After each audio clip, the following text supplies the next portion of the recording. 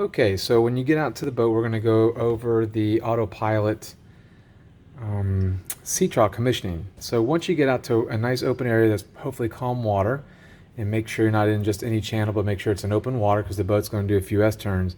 But what you'll do once the unit is on and you get it where you need to, you basically will go to your home page and eventually to the settings.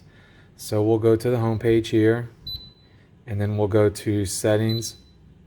Then you're going to go to autopilot, go to installation, sea trial commissioning, and you're going to do auto tune. Before you do that, kind of make a note of what your boat's speed is when it gets on plane.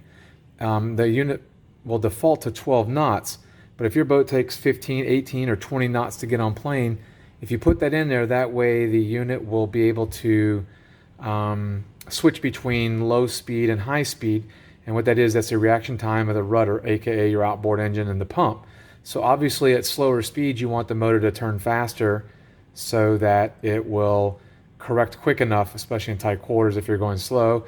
And at high speeds, like on plane running, like if you run out to the grounds, your fishing holes or whatever, you don't want it to turn fast because then the boat will start doing sharp turns. So the transition speed is pretty important. I usually leave it at 12 knots because anything under 12 knots, I'm probably trolling and I need to just have a good enough rudder speed. So once you do that, but once you set the auto tune, it'll basically tell you to just follow the on-screen prompts. It'll take over. So if we press this, and then right there it tells you, just put the boat in gear and let it run. I usually keep it around 5-6 knots and it'll do its own thing. It takes probably 2-3 minutes. It's not very long. And then once it does that, it'll all be complete. It'll say complete and you're all done.